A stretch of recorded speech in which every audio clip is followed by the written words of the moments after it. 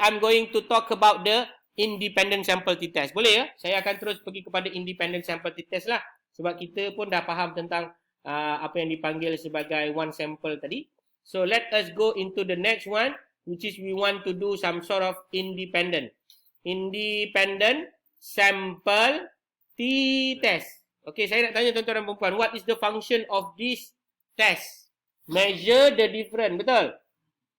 Measure the difference of mean. Ini dia punya kata kunci. The keyword must be like this. The differences of the mean. Apa dia? The differences of the mean between. Inilah yang membezakan dia dengan kawan dia yang tadi. Between apa dia? Two independent variables. Maksudnya anda mesti ada buat perbandingan antara dua perkara ataupun dua kumpulan yang bebas. Two independent variables. Two independent variables ataupun dengan nama lain lah. Two independent attributes. Saya gunakan istilah attributes lah. Supaya ianya lebih tepat didengari oleh telinga-telinga profesor ni. Kalau tak nanti kan dia disalahkan saya. Sebab apa? Sebab kalau anda ada gender ni adalah dipanggil sebagai apa dia? Variable. Kan kita letak nombor 1 dan 2 kan? Ini dipanggil sebagai value. Kemudian kita ada 1 adalah male, betul? 2 adalah female. Yang ini dinamakan sebagai attributes. Faham So, kalau tuan-tuan dan puan nak lebih jelas apa yang saya cerita, ini yang paling jelas lah saya cerita sepanjang usia saya di LKKM 2023 mengajar advanced diploma dan juga statistik ni. Program lain saya rasa tak spesifik ni saya ajar. Ni saya ajar terus. Variable, value, attributes. Okay. So, what is our null? What is our null? Mu F is equal to mu M. Apa maksud dia? Ma maknaha fi hazihil mu. Apa makna mu ni? Min lelaki sama dengan min perempuan. Tapi ada masalah juga sebab kita kata measure the difference of mean. What kind of mean that you want to measure? Betul tak? So, I'm going to re-specify back my objective. I want to look into the stress. Apa dia? Stress. Saya nak tengok, is there any difference or not between the stress level among male and female. Berapa grup? 2 grup. So, kalau 2 grup mengikut mazhab yang telah saya ajar tadi, maka ujian itu perlu kita ketahui ianya normal ataupun tidak. Katakanlah, apa dia? Katakanlah kita punya stres itu normal. So, stres kita normal, maka kita boleh gunakan independent sample t-test. Faham? Okay. Oleh kerana kita sudah faham, mari kita buat sama-sama. So, inilah dia punya hypothesis null dan inilah pula hypothesis alternatif. Mu F is not equal to mu M. Nampak tak simbol not equal tu? So, directional ke non-directional? Non-directional. That is very correct. Sebab apa non-directional? Sebab kita tak bagi tahu siapa lebih besar nilai dia, lelaki atau perempuan. Kita just cakap lelaki dengan perempuan ada beza. Itu saja. So, that is the very clear picture that this is a non-directional hypothesis.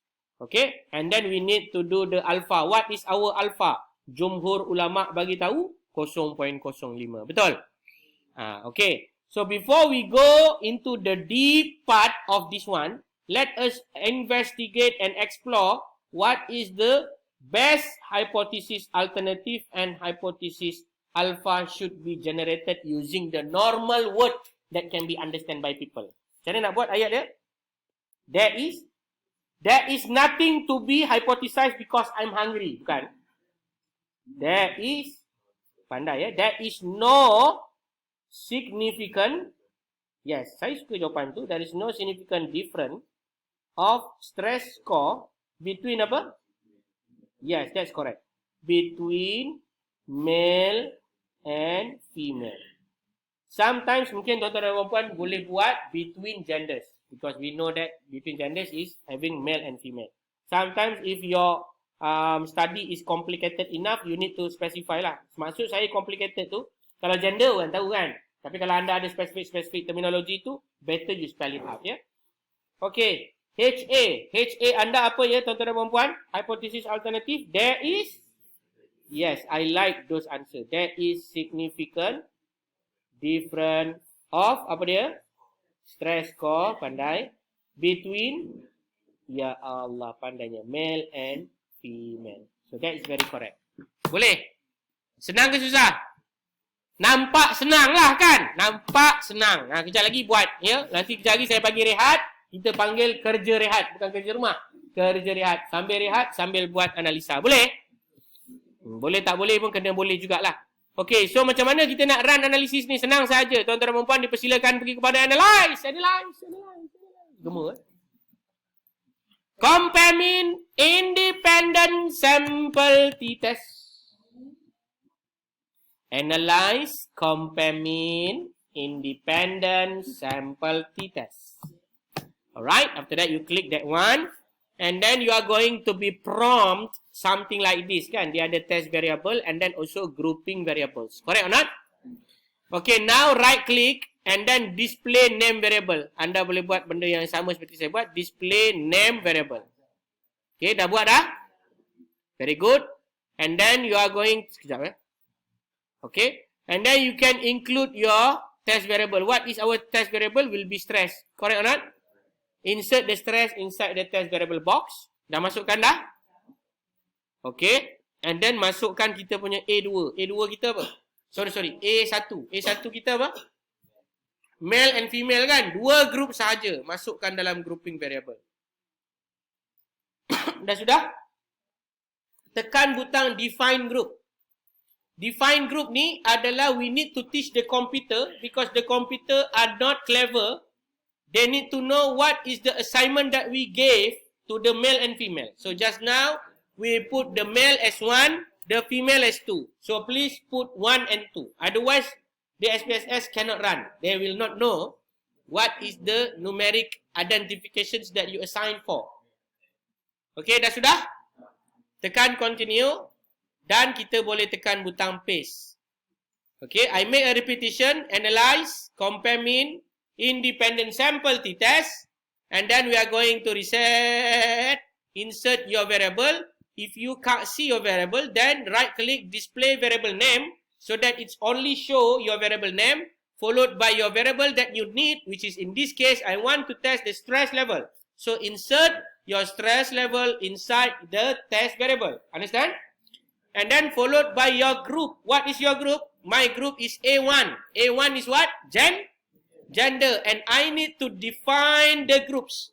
What is the groups? The group is actually being defined as number 1 and another one is number 2. Where number 1 I assign it as the male and number 2 I assign it as the female. And then continue and click paste. Okay, done.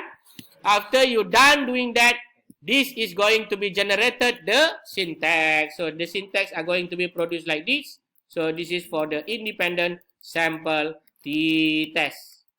So what you need to do, you highlight and then you run Control R or Command R or you click the green button over there and it will run. So in a nutshell, we have the male as follows. The female as follows with the mean and standard deviation respectively. And then we have the table down there. This is the independent sample test table. Nampak tak table tu? Nampak ya? Table ini tuan-tuan dan puan-puan akan gunakan untuk membuat justifikasi decision. This is the table that you need to make a decision. What kind of decision that you need to make? You need to decide whether you want to reject or apa dia? Oh, apa lagi satu? Fail to reject lah kan? Satu, anda akan reject atau fail to reject. So, macam mana nak tahu? Anda kena tahu dia punya apa? Anda kena tahu row mana nak tengok. Betul tak? Dia ada 2 row kan kat situ. Perasan tak dia ada 2 row, tuan-tuan dan puan-puan? Ya, okey. So, mari kita lihat kepada Jamboard sekejap. Saya akan tunjukkan kepada tuan-tuan dan puan-puan cara memerhatikan ianya bagaimana nak dibuat. Ya. Tuan-tuan dan puan-puan sekalian telah mendapat mean, telah mendapat juga standard deviation seperti yang telah diberikan oleh SPSS. Adakah khalas? Khalas. Maksudnya telah diberikan oleh komputer. Now, we have the problems. Which one that you want to use? The arrow or the B row? Mana satu nak pakai? Therefore, the ulama of statistics said that you look into the Levene test for the equality of variance. By looking into this box, then we know whether we want to use the first row or the second row.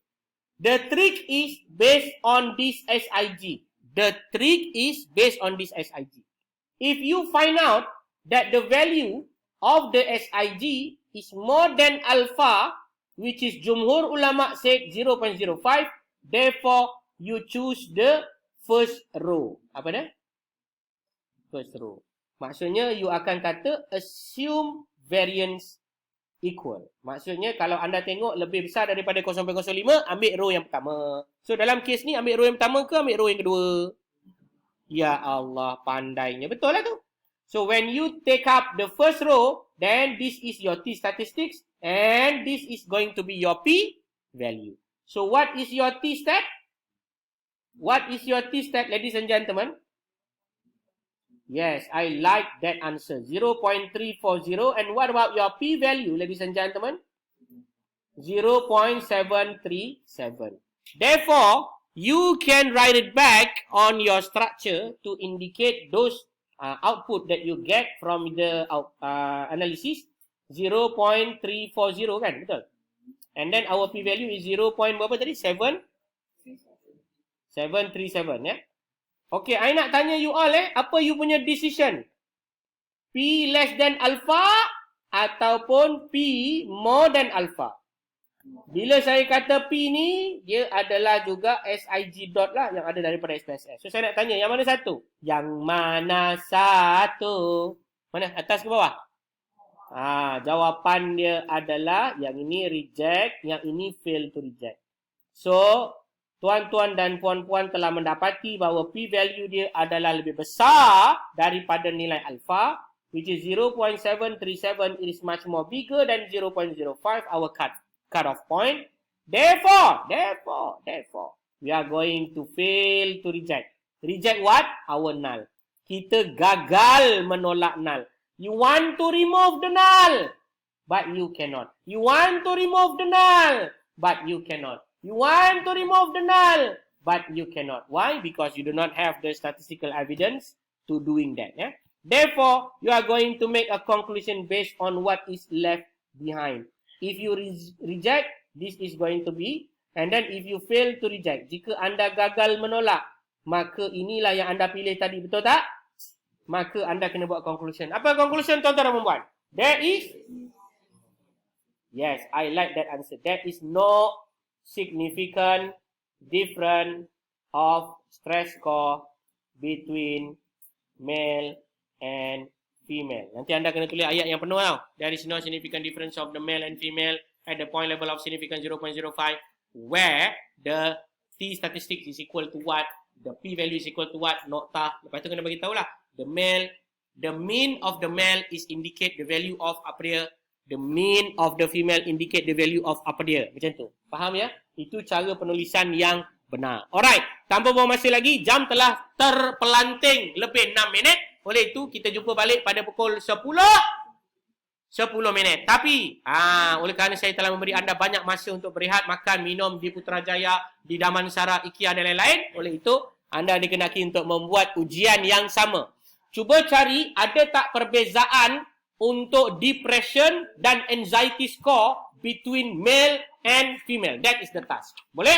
Okay, kita tangguhkan dulu. Sekejap lagi kita sambung kembali kepada chapter exercise yang berkenaan.